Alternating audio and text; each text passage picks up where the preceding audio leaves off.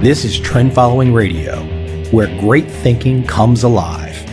Nobel Prize winners, legendary traders, best-selling authors, and the pros that know what drive us irrational human beings. I am your host, Michael Covel. Not filtered, raw, honest. That's my passion.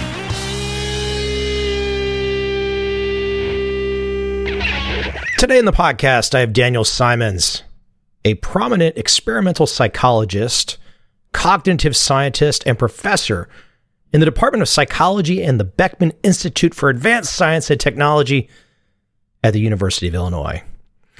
Most well known for his work on change blindness and inattentional blindness, two examples of how people can be unaware of information right in front of their eyes.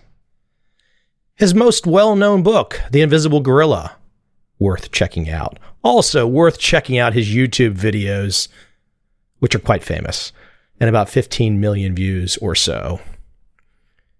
Now you might be saying to yourself, Mike, what's the relevance here? What's the relevance here?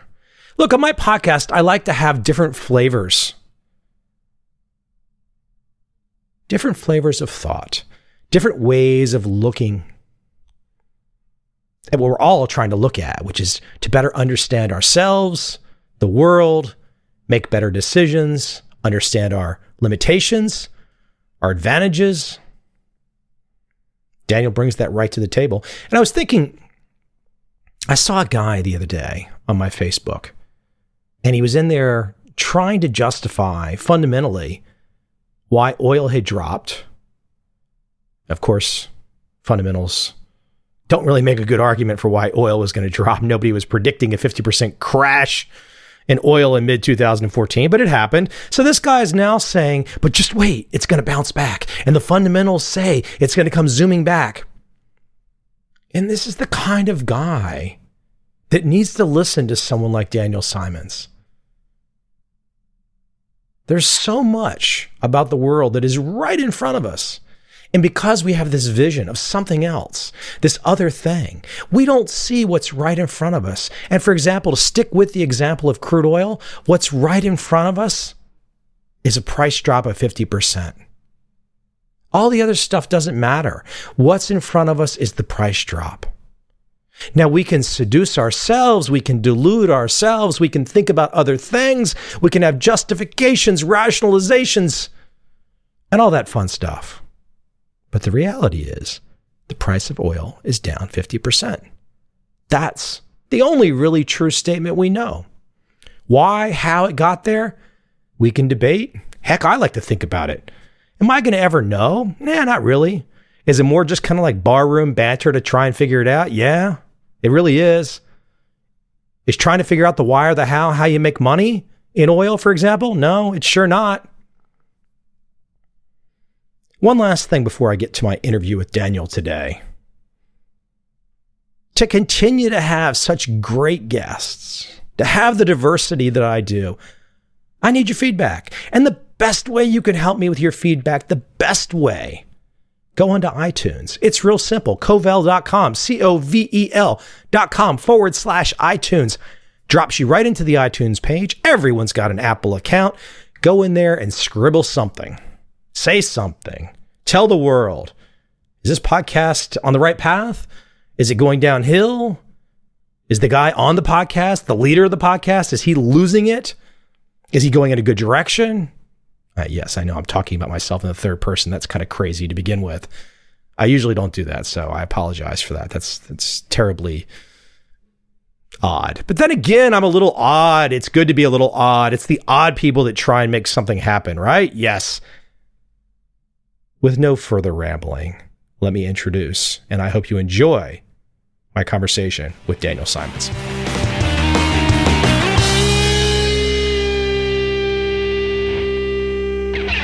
Okay, I got to jump in with the big picture question.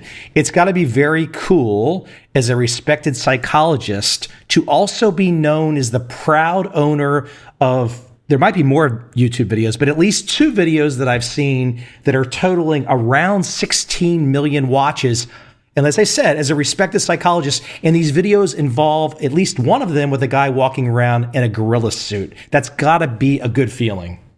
It's a kind of a bizarre feeling. And if we had any idea that these things might go viral, we would have done a much better job of filming them. They're filmed with kind of a grainy VHS video camera in front of a couple of elevator bays. It's remarkable how much they've taken on a life of their own. What's really fun is when people come up to me and I tell them, hey, I study visual attention and distraction. They say, oh, have you heard about this video? Yeah, it's like, yeah, I'm responsible for that. Are you getting advertising dollars off this? I hope so. This is like Charlie bit my finger level. Not yet, not that big yet. I've never actually put advertising on YouTube for that. I know that's not your focus. I'm just... I did create DVDs so that if people wanted to use it in their businesses, then they could buy it that way. So that's the one way in which I've monetized it, if you want to say it that way. So for the people that don't know, let you explain. And I believe the first one, the one you're most famous for, you title your book, The Invisible Gorilla. This is an example of inattentional blindness, correct? Exactly. So inattentional blindness is the tendency to not notice something unexpected or unusual when you're really focusing your attention on something else. So most people have heard of the idea of tunnel vision, that when you're under stress or when you're really intently focused, it's almost as if your vision zooms in. This is kind of tunnel attention. So if your mind is focused on something else, you just don't see something that's right in front of you. The original idea in the video was actually to replicate some much earlier work by my colleague Ulrich Neisser, who had studied this sort of phenomenon. He called it selective looking, and he was interested in a different set of questions. And we decided to replicate what he had done and try and see, would this actually work even if everything were fully visible right there in front of you? So Chris Chabris and I put together this video in which people were asked to watch 3 people wearing white shirts pass a basketball, and all they had to do was count how many times they passed the ball. And they'd move around and they'd fake passes. And we also had 3 people wearing black shirts passing their own ball, and you were supposed to not count their passes. So you just count the players wearing white and not the players wearing black. And while they're doing this, after about 30 seconds, a woman in a gorilla suit walks into the middle of the screen, turns toward the camera, thumps her chest at the camera, and then walks off the other side, and is there for about 9 seconds. And what we find is that about half the time people don't see the gorilla. So it's a surprising finding, because partly when you look at something like that and you ask people, hey, would you notice if a person in a gorilla suit walked into the middle of a video and thumped its chest at you? Pretty much everybody says, yeah, of course. And that's what makes this such a compelling effect, I think, is that after you've missed the gorilla, I can point out to you what you just missed and you won't believe it, right? It's hard to imagine that you could have possibly missed that. And that was actually the motivation for our book, which was not the failures of awareness, but our misconceptions about what we see and what we don't see, and how we think and how our mind works and how it actually works. As you say, your work is helping people to give almost like sci-fi terms, X-ray vision into our minds. That's the broader goal. The idea is that we think we understand how our own minds work, and that intuition, that belief about our own minds, is often wrong. And who better can know us than ourselves, right? But we don't actually know how our own minds work. We don't have access to those sorts of mechanisms that allow us to see the world and to think about the world in the way we think we do. It's an entirely reasonable sort of mistake to make because it's based on our experiences. So take the gorilla example, right? If you watch that video and you don't see the gorilla, and I never ask you about the gorilla, you'll continue going through life assuming that you'd see the gorilla. And it's that based on our experiences, we're only aware of those few things that we do notice, not of the things we didn't notice. So our experiences lead us to have this mistaken intuition, this belief that we'll see everything that matters because we're only aware of the things we did see. And we rarely get that feedback of, oh, I just missed that. What did I miss? Let me watch it again. Well, and this great example, this great study, you put together this fantastic video that everyone wants to watch, and they get it after they watch it and they understand the logic. But the reality is it's just a simple example to show the practical examples in our life where this really applies. Exactly. I mean, it's a pretty contrived situation, right? I mean, you're watching people passing basketballs. It's kind of an odd video, but it's powerful because it illustrates that you can fail to see something that you would think would be really obvious. And that does generalize to a lot of other contexts in which you assume that you would notice if something really important were happening right in front of you. A big opportunity would smack you in the face. Of course you'd see it. Or, a big risk is something that, of course, it would draw attention to itself. And the reality is that these things don't tend to draw attention to themselves. If you're not looking for it, if you're not paying attention to it, it doesn't necessarily grab your awareness. Let me break apart, get some examples in. I saw one, and I'm curious, let you outline it. The idea of money managers, kind of in my world a little bit, money managers and weather forecasters. Why don't you talk about that example? Sure. So there are two interesting aspects about weather forecasters. One is that everybody hates them because they're always wrong. And the other is that they're actually not always wrong. They're actually probably the most calibrated of any sort of forecasting that's done. And what I mean by that is when they say that there's a 30% chance of rain, on average, there will be a 30% chance of rain. It won't help you on that individual case that day. If they say today it's got a 30% chance of rain, that doesn't really tell you anything that you can use. I talked to a weather forecaster whose comment was, I never say that there's a 50% chance of rain because then I'm always wrong. If it rains, I've irritated the 50% of people who thought maybe it wouldn't rain. If it doesn't rain, I've irritated the 50% who brought their umbrella unnecessarily. But on average, under those conditions, it will rain 50% of the time. And what that means is that weather forecasters are using past experiences. They have full access to their previous predictions and to what actually happened, and they can calibrate. It's as if they're basically getting to know whether there was a gorilla present every single time, or whether there wasn't a gorilla present, and they kind of calibrate their expectations and their beliefs. What's interesting about money managers is that when we think about money managers, we assume by looking at their record, oh, this person is really successful. They've predicted consistently. But that's based on not paying attention to all of the money managers who also made predictions and weren't right. So there's a classic example of this, that if you just have a stock that is going to go up or down 50% of the time, and you just make a bet each time, right? The first time you've got a 50% chance. If you just go by chance, the second time again, 50% chance. So let's say that you find somebody who's picked 10 times in a row correctly. What are the odds of that? That must be a really good stock picker. Well, maybe, or maybe they were the one who got lucky and there's another 1,000 or so who didn't. And it's very hard from the outside to look at a money manager and say, okay, were they good or were they lucky? Only over a really long term could you tell that apart. And even then, you'd have to know how many other people were not around because they guessed wrong a couple of times. The survivorship bias issue. Exactly. Yeah. So you only see the managers who have been successful. They're the only ones who advertise their incredible success rate and incredible returns because they're the only ones who are still around. The company that tries a new technique and succeeds, you hear about. The companies that try that same technique and failed, you don't hear about. I think one of the things that's really interesting in your work too, in this day and age, we all like to imagine that we're fantastic multitaskers.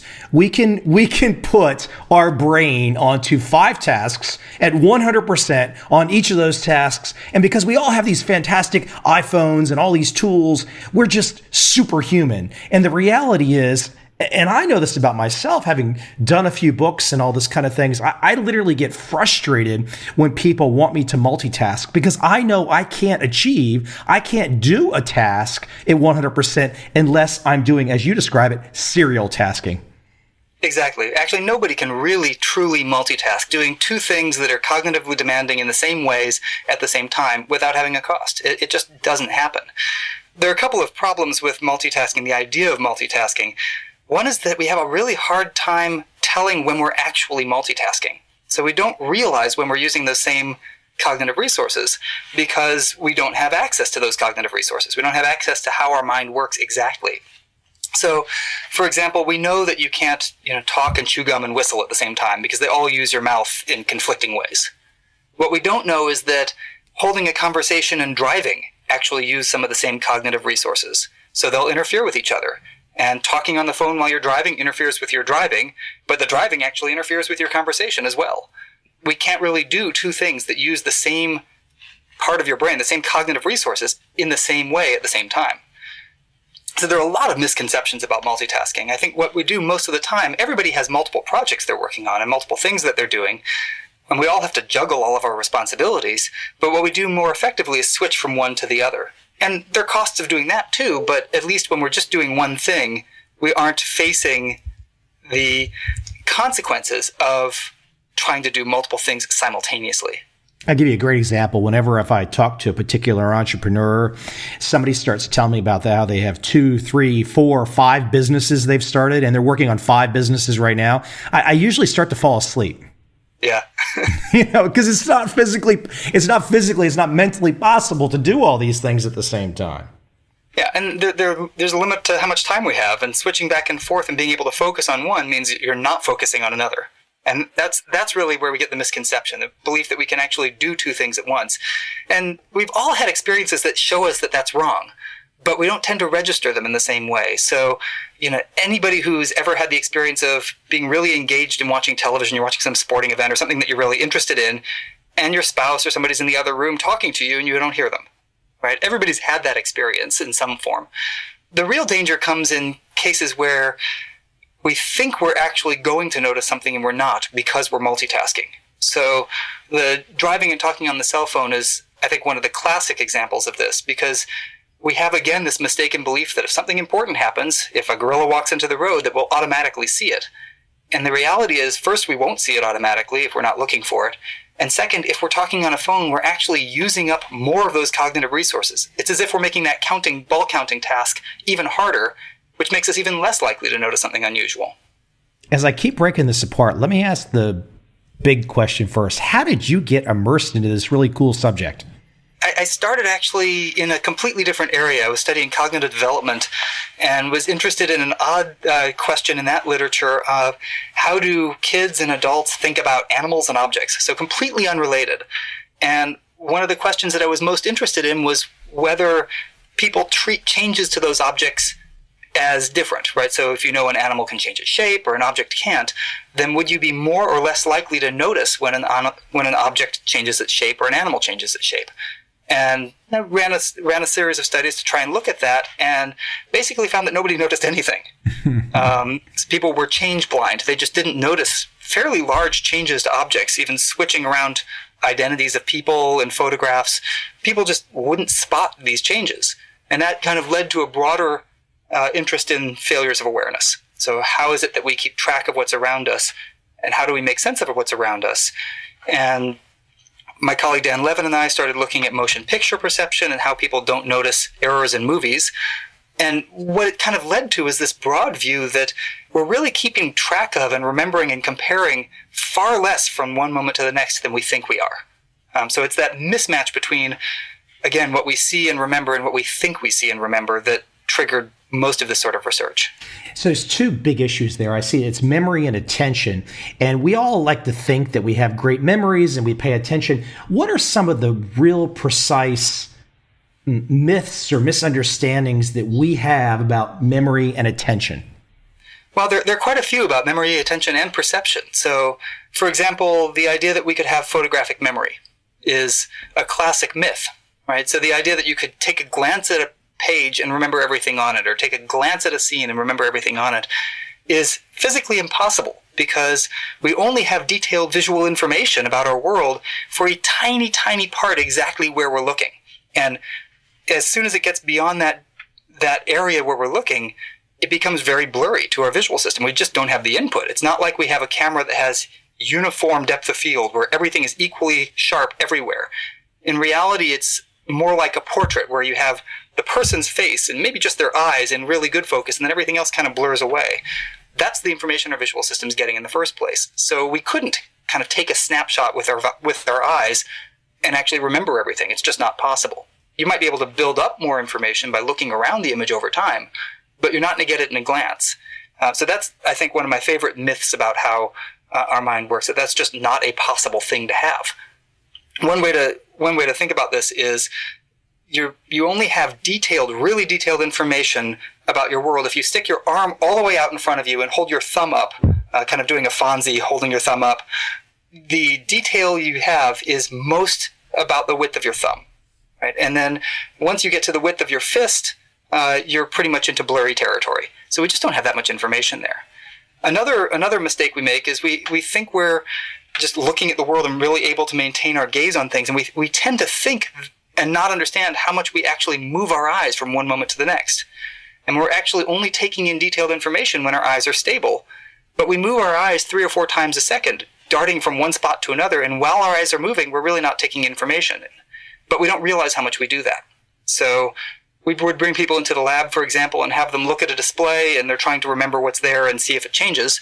And we ask them, how do you do the task? And they'll say, oh, I just focused on the center of the screen and took everything in. And then we look at the record of where they looked, and their eyes are darting all over the scene. They had no idea.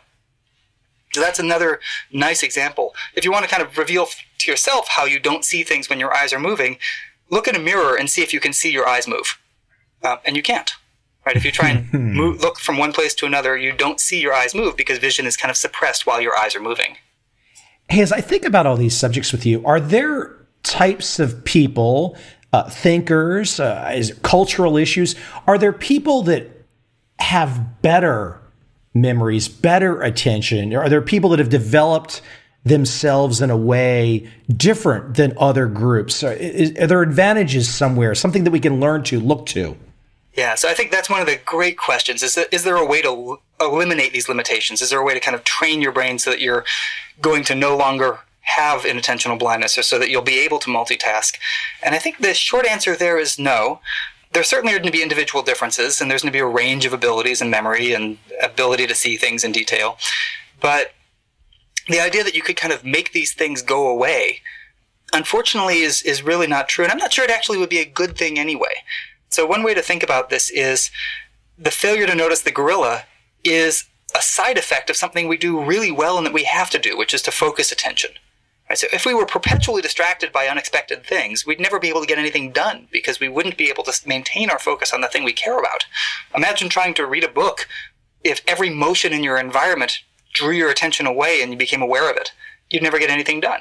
So that tunneling, that ability to focus our attention, is really a critical skill and something that we do really well. So I don't think it's something that you can just train away, because you wouldn't want to give that up. And even if you could. I think the biggest individual differences aren't in our abilities to notice. Everybody misses things. Everybody fails to notice unexpected things, at least some of the time. I think the biggest difference comes in how well you understand that you miss things.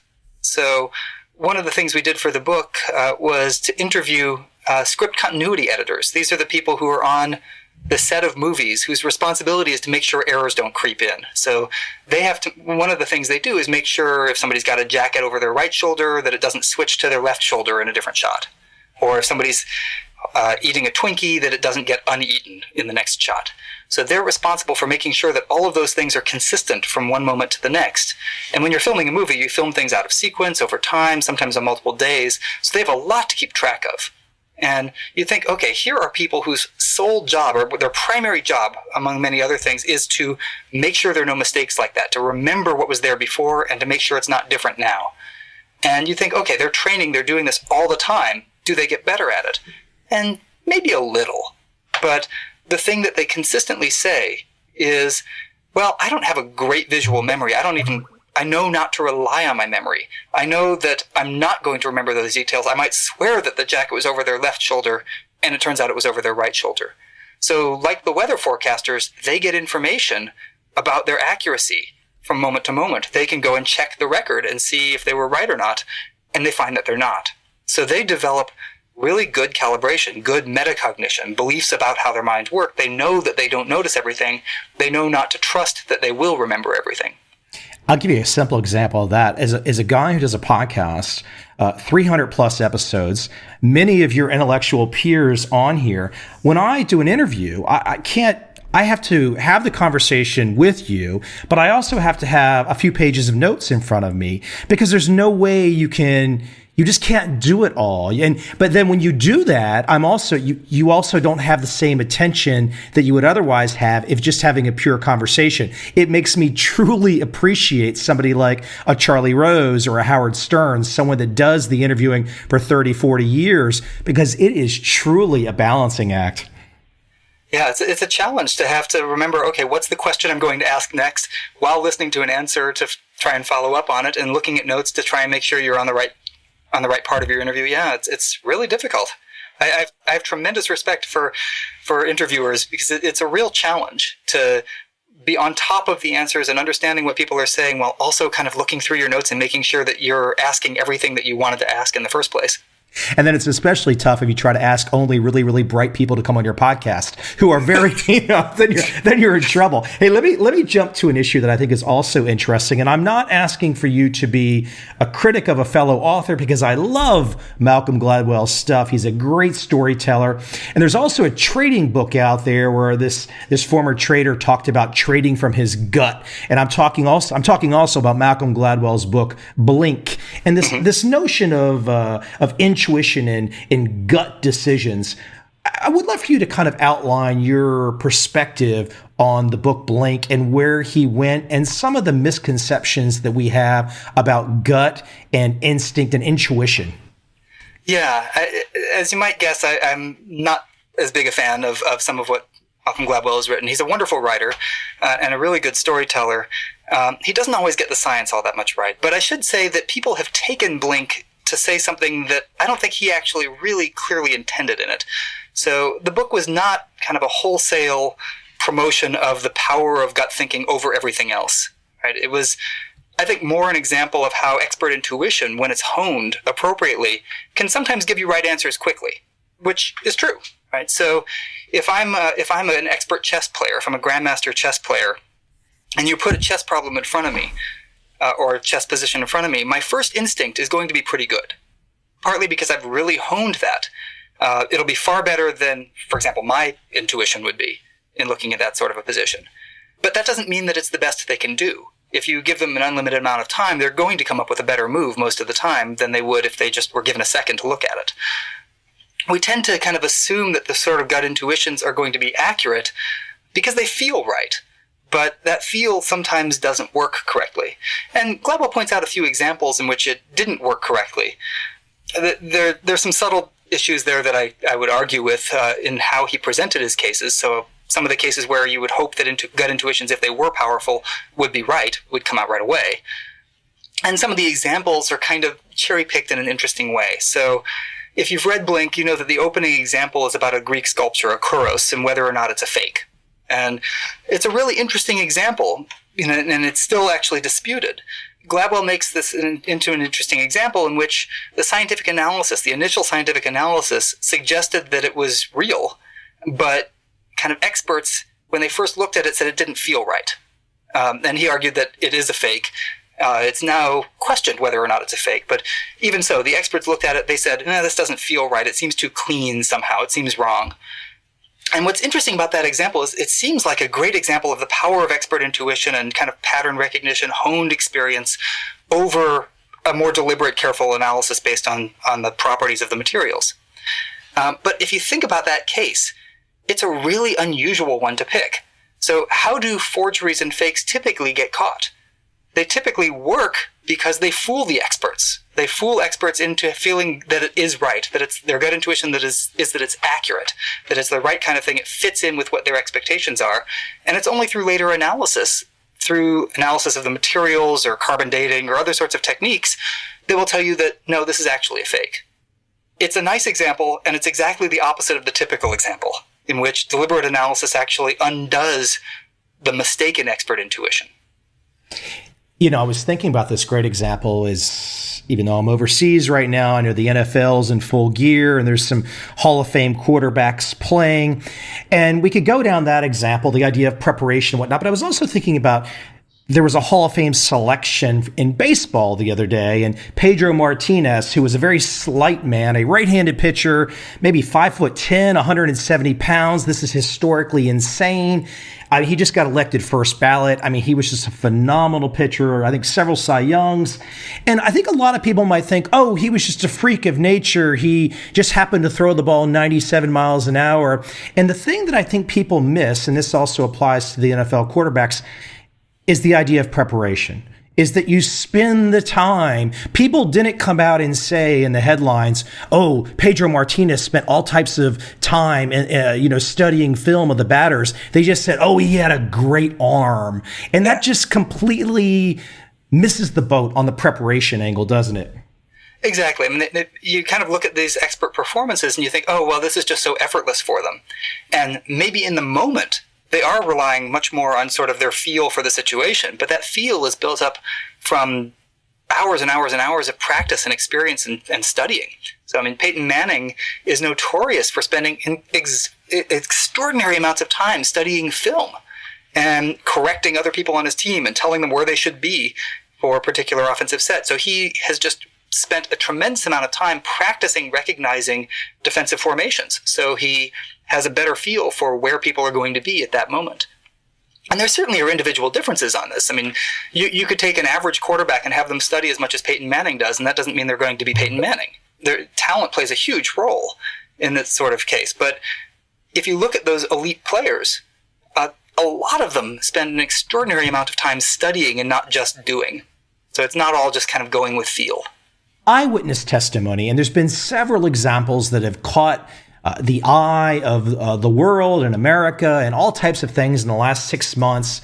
Many things, often awful situations of just bad situations that get the headlines on CNN and all that kind of thing. But it often comes down to people in eyewitnesses. And why don't you talk about the science behind eyewitnesses and what we really know about eyewitness testimony?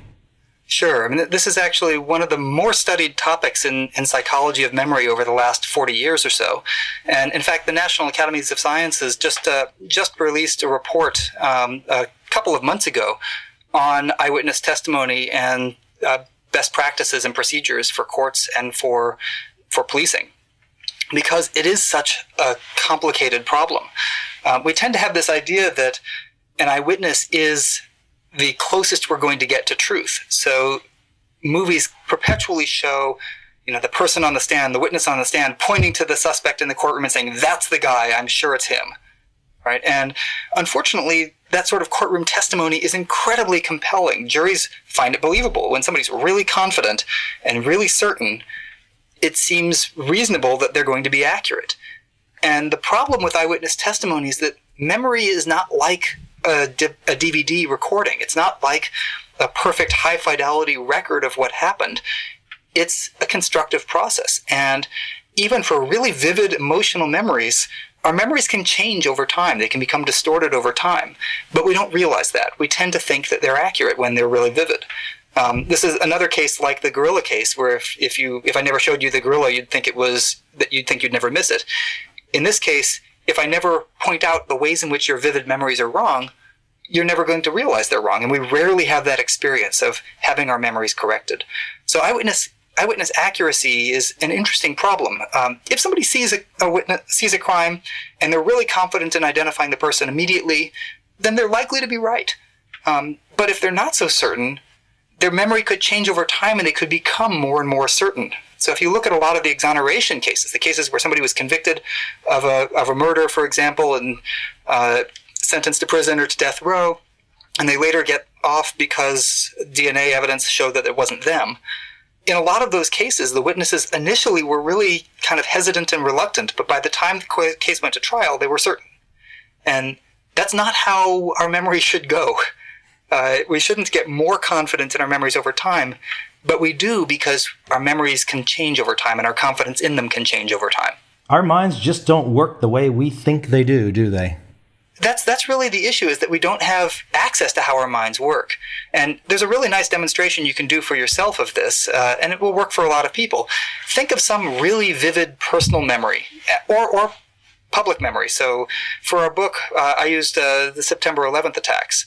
And for that, what I did is I wrote down my memory of exactly what I had experienced that morning.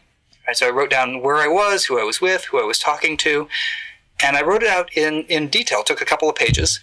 I then emailed all of the people who I remembered having been there and asked them to independently recall what they remembered without talking to each other and without me telling them anything about what I remembered. So I just asked them, "Hey, can you recall what you experienced on the morning of September 11th? And then I looked to see whether my memories that I wrote down matched what had actually happened. And it turns out that I was wrong in a lot of ways. So I remembered 2 people being there who weren't there and had pretty good evidence that they weren't there. I didn't remember the guy who was in my office the whole time. That sort of thing happens all the time. It's just that we rarely check. Most people don't have that opportunity to have their vivid memories challenged and checked. But most of us have had experiences like this. So maybe you have a sibling and you remember something from your childhood and remember it completely different in contradicting ways. And when that happens, you assume I'm right and they're wrong. Right? It's hard to counter the idea that things that we vividly hold and believe might actually not be right.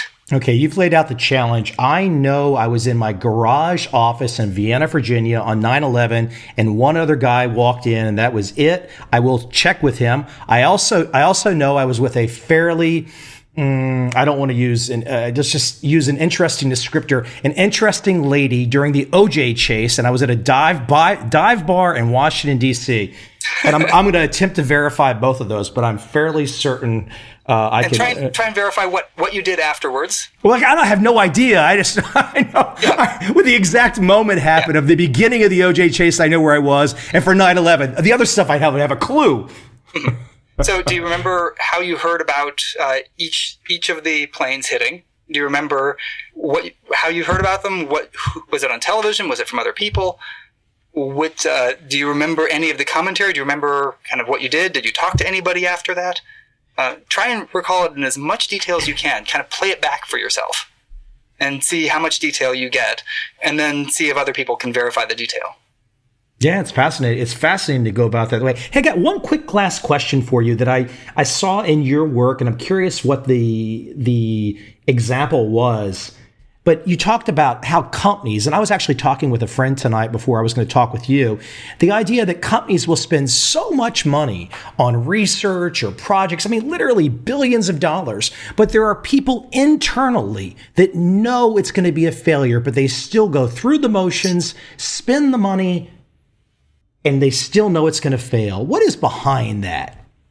It's hard to say. Sometimes it's probably sunk cost, that once they put money in, they feel like they have to finish the project even after they kind of start getting inklings that it's not going to work. Sometimes it's just poorly conceived initial ideas that somebody wants to succeed. I think in a lot of cases it happens because the rewards for making big decisions are short-term and the consequences are long-term. So a lot of executives will be able to say, I want this to happen under my watch. If it fails, it probably won't be under their watch anymore. If it succeeds in the short term, if they kind of get the funding for it and get it going, then it looks positive for them. And the same thing happens in government all the time, right? So road construction projects start all the time, and then they have cost overruns, but by the time the cost overruns happen, whoever initiated them is gone. So I think there's, some of it is just the short-term perspective that people have when they're making decisions like this. Part of it's probably things like sunk cost. Part of it is probably confirmation bias, that you're only looking for the evidence that it's going to succeed rather than the evidence that it might not succeed.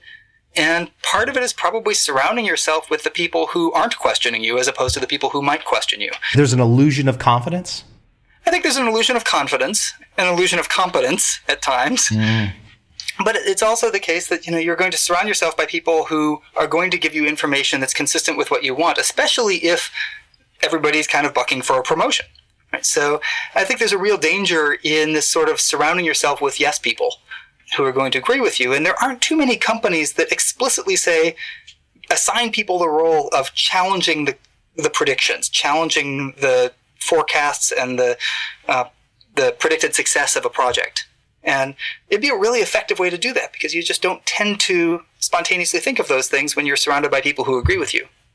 So giving somebody that exclusive role so that it's not, them threatening anybody, they're just supposed to be challenging and finding the problems, will help identify a lot of those sorts of cases. Hey, you've got a real challenge in your hands now. You've got to top 16 million views on YouTube. So what's the next? This is like, trying to do after what Led Zeppelin 4 or something. So what will be the next thing that you do? This is tough, right? At some level, you're never going to top putting a person in a gorilla suit in a video. I mean, it's just, it had a life of its own, and I would be stunned if I ever had anything that approached that again in my career. Then I wasn't even really trying to in that case, and I'm not really trying to kind of top that now. I did have a follow-up to that one that has had a lot of hits. So even after we've described the original, you should go watch the one that I call the Monkey Business Illusion. 4.8 million views. Yeah, that one's got a lot of views already now too. But so that's kind of the son of the gorilla video. But Yeah, at this point, I'm not really trying to kind of produce these sort of viral videos. They have a good demonstration effect. They kind of illustrate a point really powerfully.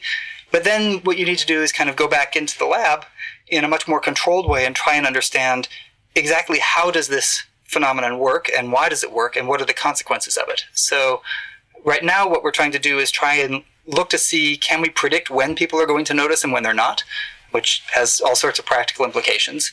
Are there individual differences in whether or not people notice and how likely they are to notice? So far, we're not finding many. And we're trying to look at this sort of situations, more realistic situations where this sort of thing can happen. So we're looking at things like policing and whether or not people, for example, notice a weapon. Those sorts of things are things that we're trying to look at now so that we can maybe improve training in those cases where it's potentially really important to notice something unexpected. I got to tell you, in my world, the money and markets, I can't give you any good tips or hints on what direction to travel down. I'm sure you would come up with it, but money and markets seems like it's a Pandora's box of areas that you could go with your research. Absolutely. And there are lots of good examples of this. I mean, just looking at something like a company's prospectus. Do people pay attention to the risks that are there if they're really excited about investing in it? Do they assume that that prospectus includes all of the information they could possibly need, or do they go and do a little more research to look into that industry a little bit more? I think that's another case in which people don't realize there might be missing information, things that they're not looking at that are not right in front of them, and they kind of treat the thing that's right in front of them as if it's a complete story. It's like when stock markets are at all-time highs, like right now, most people are not thinking that it's going to go the other direction. Yeah. You know? Exactly. And that's why a lot of money managers will say, look, when a stock is, if you're investing in index funds and you've got one that has been doing really well, you want to kind of shift money from it to the ones that haven't been doing as well, just to balance your portfolio. Yeah. These things tend to kind of even out over time. Daniel, where can we send people? You've got a fascinating life of study and research. Where can we send people to check you out? Gorillas in monkey suits, they're going to come right up on YouTube, probably number one. But where's the official websites we can send people? A couple of sites. My personal site is dansimons.com. So that's an easy one. And then invisiblegorilla.com is where we have information about our book and other sorts of details there. And in both sites, you can actually view the videos. They have links to the videos and more information about them. I wish you the best of luck. Cool stuff. And I look forward to the next big video. You say it's not coming, but I would not be surprised. So we'll see. Yeah, there's always something in the works. So. Hey, take care. Thank you for joining me this morning. Thank you. Thank you for having me on. Take care.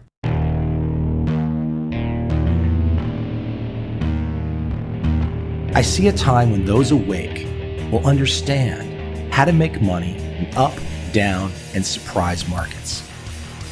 Whether new trader or experienced, college student or financial advisor, protecting against a crash or just trying to make a lot of money, trend following offers everyone an answer in uncertain times.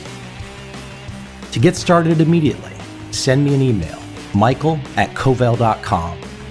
I will send you the right trend following steps to take along with my free video. But if you want to buy and hold, trust the government and trust Wall Street, this is absolutely not for you.